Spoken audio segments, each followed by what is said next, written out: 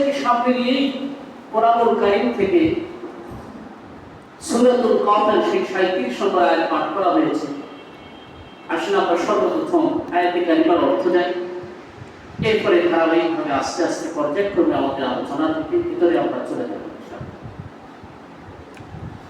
আয়াতের অর্থ হলো, আল্লাহ তাআলা বলেন, ইন্না ফি যালিকা লাযিকরা, নিশ্চয়ই ইহাতে উপদেশ রয়েছে, লিমান কানা লাহু কলবুন, তার জন্য যার অন্তর আছে, যার হৃদয় আছে। আছে না আমাদের হৃদয়? আল্লাহ পাক সকলের অন্তর দিয়েছে, সকলকে আল্লাহ তাআলা একটা দিল দিয়েছে। আছে না? সবারই আছে। তো এই দিল দিয়ে কেউ বোঝে, কেউ বোঝে না। অন্তরে কেউ অনুধাবন করে, কেউ করে না। তো আল্লাহ তাআলা বলতেছেন, যাদের কি আছে, হৃদয় আছে, তাদের জন্য ইহাতে পাখিদের সাথে, গুরুত্বের সাথে আল্লাহ তাআলা বলতেছেন উপদেশ রয়েছে। আও আলকাস সামআ ওয়া হুয়া শাহীদ, অথবা যারা মনোযোগ সহকারে শ্রবণ করে, অথবা যারা মনোযোগ সহকারে শ্রবণ করে, তাদের জন্য ইহাতে উপদেশ রয়েছে। তাহলে দুই শ্রেণীর মানুষের জন্য বললেন আল্লাহ তাআলা এই কথা, যাদের হৃদয় রয়েছে এবং যারা মনোযোগ সহকারে শ্রবণ করে, তাদের জন্য ইহাতে উপদেশ রয়েছে। মানে এই আয়াতের ভেতরে, এই বাণীর ভেতরে এই ব্যক্তিদের জন্য উপদেশ রয়েছে। এর দ্বারা কি বোঝানো হলো? ব্যাখ্যায় লেখা হয়েছে বিভিন্ন তাফসীরের কিতাবে যে জ্ঞান অর্জনের দুইটা মাধ্যম। কয়টা মাধ্যম ভাই? এক নম্বর হলো মনোযোগ সহকারে শ্রবণ করতে হবে। আপনি ক্লাসে থাকেন, মসজিদে থাকেন, যেখানে থাকেন, ওয়াজের ময়দানে থাকেন, বা কোথাও একটা লেকচার শোনেন, সেখানে আপনাকে জ্ঞান অর্জন করতে হলে প্রথমে কি করতে হবে?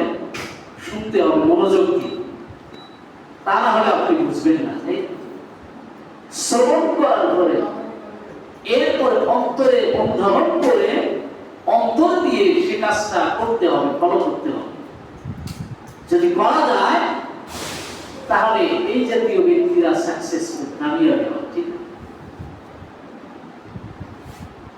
শুনেছে কিন্তু অন্তর দিয়ে করে নাই, তাহলে হবে। বিশেষ করে ইসলামিক যেগুলো বিষয় রয়েছে, নামাজ বলেন, রোজা বলেন, হজ বলেন, যাকাত বলেন, এই জাতীয় বিষয়গুলো অন্তর দিয়ে করতে হবে, আমল করতে হবে। এজন্য বিশ্বনবী হাদিসের ভিতর বলেছেন, ইন্নাল্লাহা লা ইয়ানজুরু ইলা সুওয়ারিকুম ওয়া আমালিকুম ওয়ালাকিন ইয়ানজুরু ইলা কুলুবিকুম। যে আল্লাহ তাআলা তোমাদের চেহারা, সুরূপ, তোমাদের আমল দেখবেন না, তোমাদের অন্তরকে আল্লাহ তাআলা দেখবেন। কি দেখবেন? অন্তর। অন্তরের ভেতর কি নিয়ত আছে, অন্তরের ভেতর কি আছে, এই জিনিসটাকে আল্লাহ তাআলা লক্ষ্য করবেন, ফলো করবেন। এজন্য অন্তরকে পরিশুদ্ধ করতে হবে, বিশুদ্ধ করতে হবে, পরিষ্কার রাখতে হবে। ঠিক না? অন্তর যদি পরিষ্কার থাকে তাহলে এটা এমন একটা গ্লাস, এমন একটা দাঁড়া, সব ভালো কি করবে? সব ভালো করবে। এটা কেউ ফাঁকি দিতে পারবে না, কৃত্রিম রাডা সেট করা লাগবে না, এখানে ধরা পড়ে যায়। খলিফাতুল মুসলিমিন মসজিদের মিম্বরে বসে আছেন, যুদ্ধ করতেছেন শত শত কিলোমিটার দূরে। দেখতেছেন পাহাড়ের পিছন দিক থেকে শত্রুরা আক্রমণ করতেছেন, এখান থেকে গাইডলাইন দিতেন। ঠিক না? এখান থেকে গাইডলাইন দিয়েছেন, মিম্বর থেকে, মসজিদের নববীর মিম্বর থেকে গাইডলাইন দিয়েছেন, ইয়া সারিয়া জওয়াব। সারিয়া সেই যুদ্ধের সেনাপ্রধান ছিলেন সারিয়া, যে পাহাড়ের পিছনে দেখো শত্রু। তাহলে সারিয়া শুনলেন, শুনে যুদ্ধের কৌশল পাল্টায়া শত্রুদের সাথে যুদ্ধ করে জয়লাভ করলেন। তাহলে অন্তরে রাডারটা কেমন স্বচ্ছ ছিল, আর এখান থেকে আওয়াজ দিয়েছেন তার শ্রবণ শক্তি কেমন ছিল, পরিষ্কার ছিল, ঠিক না?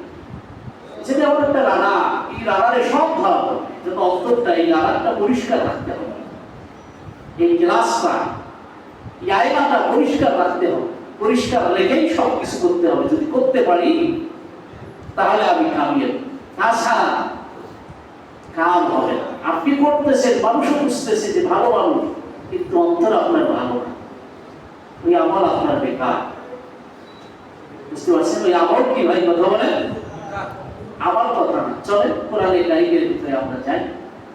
সূরাতুল হুজুরাতে আল্লাহ তাআলা এমন একটি কথা, এমন একটা বিষয়ের আলোচনা করেছেন, এমন এক সম্প্রদায় যাদের ব্যাপারে আল্লাহ তাআলা এই আয়াত নাযিল করেছেন। সেই আয়াতটা কোন আয়াত?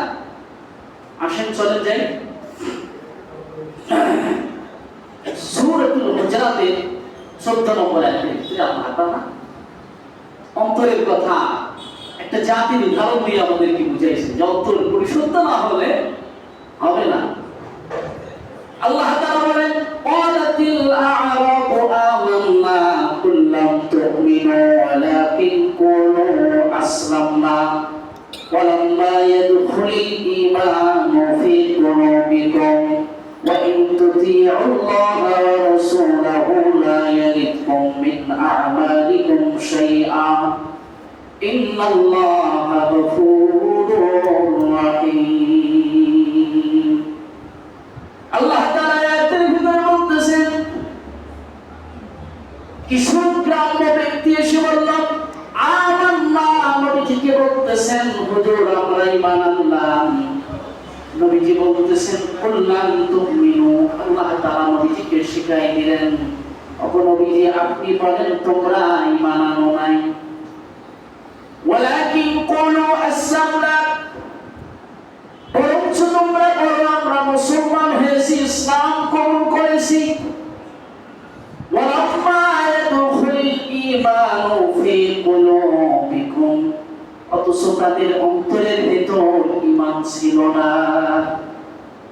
ওয়া ইন তুতি'উল্লাহা ওয়া রাসূলাহু লা ইয়ালিদকুম মিন আ'মালিকুম শাইআ, কেউ যদি আল্লাহর রাসূলকে অন্তর দিয়ে মানে তার আমল নিষ্ফল হবে না, আমল বেকার হবে না। আল্লাহ তাআলা কবুল করে তার জন্য নাজাতের ওসিলা বানাই দিবেন, মাফ করে দিবেন। সে কথা আল্লাহ তাআলা শেষে বলতেছেন, ইন্নাল্লাহা গফুরুর রাহিম, নিশ্চয় আল্লাহ তাআলা ক্ষমাশীল, দয়াশীল। এটা অর্থ শুনলাম, কিন্তু এই আয়াতটা কাদের সামনে নাযিল হলো তেমন আমরা বুঝতে পারলাম। মদিনায় একটা গোত্র ছিল বনি আসাদ। কি গোত্রের নাম ভাই? বনি আসাদ, মানে আসাদ গোত্রের বংশধর, সন্তানাদি, বনু মানে সন্তান। আসাদ একটা গোত্র ছিল।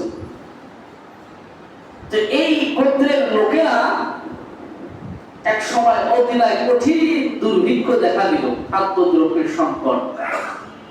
এটা নবীজির কাছে আসে বলতেছে, হুজুর আমরা ইসলাম ধর্ম গ্রহণ করেছি, উদ্দেশ্য কি? যে যাকাত ফিতরা দান খয়রাত দেন, যা আছে আপনার কাছে দেন, এটা হলো তাদের উদ্দেশ্য। বুঝতে পারছেন? যেহেতু দুর্ভিক্ষ শুরু হয়েছে, আর মুসলমান ছাড়া তো আল্লাহর রাসূল যাকাত ফিতরা কাউকে দিবে না, এই জন্য এসে তারা বলতেছে হুজুর আমরা মুসলমান, আমাদেরকে কিছু দেন। তো তাদের ইসলাম প্রকাশ করার উদ্দেশ্য হলো যাকাত ফিতরা দান খয়রাত, দুর্ভিক্ষের সময়, অভাবের সময় খাওয়া, এটা হলো উদ্দেশ্য। অথচ তারা ইসলাম সম্পর্কে পূর্ণাঙ্গ খবর কিছুই জানে। আর তাদের বদমাশি ছিল হলো মদিনার রাস্তাঘাটে মল মূত্র, ময়লা আবর্জনা, পেশাব পায়খানা ছিটাই দিতে, যাতে মুসলমানদের কষ্ট হতো। এটা তাদের একটা অভ্যাস ছিল। আর নিত্য প্রয়োজনীয় জিনিস তারা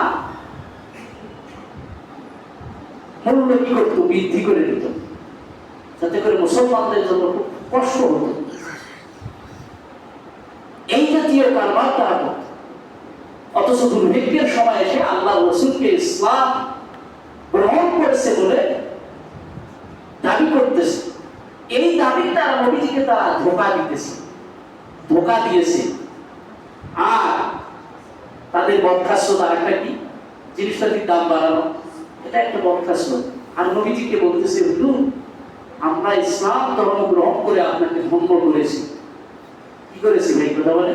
ধন্য করেছি। নবীজিকে বলতেছে এই কথা। আর বলতেছে যে হুজুর আমরা দেখেছি অনেক গোত্র দীর্ঘদিন আপনার সাথে যুদ্ধ করেছে, মুসলমানদের সাথে যুদ্ধ করেছে, সাহাবা ইকরামের সাথে যুদ্ধ করেছে, করার পরে যা তারা মুসলমান হয়েছে। কিন্তু আমরা এমন একটা জাতি, এমন একটা সম্প্রদায়, আপনার সাথে কোনো যুদ্ধই করি না আমরা।